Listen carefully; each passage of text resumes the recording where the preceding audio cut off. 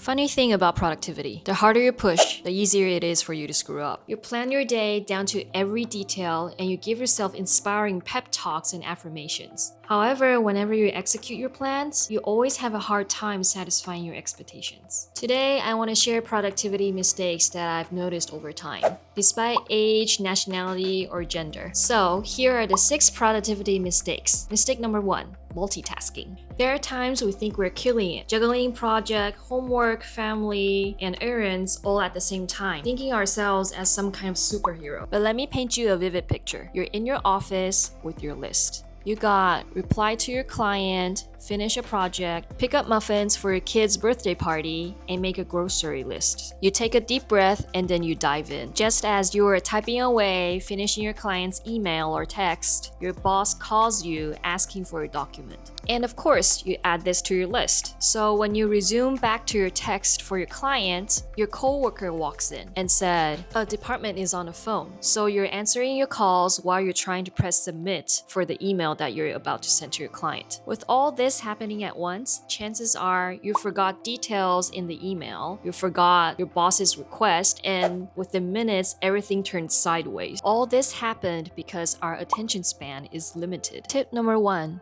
Focus on one thing at a time. 2 max. When something new pops up, instead of tracking it right away, organize your priority list again. That way, you stay in control instead of splitting your focus into 5 different directions. Mistake number 2. Perfectionism. At first glance, it looks like discipline. But is it though? If you look closer, it's actually procrastination in disguise. Picture this. You're writing a report, but you keep rewriting the same paragraph. Or worse, the same sentence. You're carefully picking every word, trying to nail the perfect version on your very first draft. You don't even know if that perfect version exists. Yet, you keep chasing it. Hours pass, the deadline's creeping in. You're not only stuck, you're also anxious. Tip number 2. Instead of asking, "Is this perfect?" ask yourself, "Is this good enough to move forward?" Perfection keeps you stuck. Progress keeps you moving. Draft it to a point where it's good enough to pass, and then polish it later. If you do it this way, I bet you still have time left. Mistake number 3.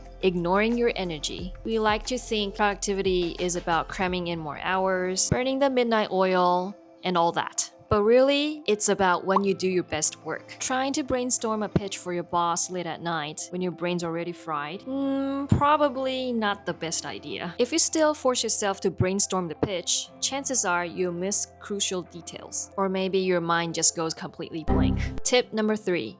Notice when your energy is at its peak. Observe yourself. Morning, noon, afternoon, evening, night, and save your hardest tasks for that window, such as drafting an essay, making important calls, or packing your kid's school backpack. Trust me, packing your bag is not that easy. Anyway, save smaller and easier stuff for you when you've run out of brain power, like getting gas or doing the dishes. Mistake number 4. Overloading your to-do list. We've all made that giant list that looks ambitious at first, but it usually overwhelms you once you realize that you're executing a mission impossible. According to George Miller, the magical number 7 plus or minus 2, he claimed that the human brain, give or take, can hold up to 5 meaningful information at once. This is called the Miller's Law. Honestly, I've experienced losing track of tasks or projects when I try to cram too much information into my list. So it's best to pick the 3 most important ones, depending on priority, and focus on finishing those first. Tip number 4. Choose and do 3 to 5 must-dos first. Then move on to the next important ones. Also, if you finish those, remember to give yourself some credit. You already had a productive day. Mistake number 5. Skipping breaks. Some of us think powering through non-stop makes us productive. The brain doesn't work that way. There are a couple techniques that you can try to stay productive without burning out. The first one is the 60 and 90-minute cycle. Basically, it means you work for 60 to 90 minutes and then you take a break, so you don't get exhausted. The second one is the Pomodoro technique. It's the classic 25 minutes of work and then 5 minutes of break. The last one is the flow time technique. which is the flexible version of Pomodoro. You stay in your creative flow as long as you need, and then you take a break when your brain says it's time. All these techniques help us get things done while actually letting our brain rest. Mistake number 6, not reflecting our workflow. If you watched this far,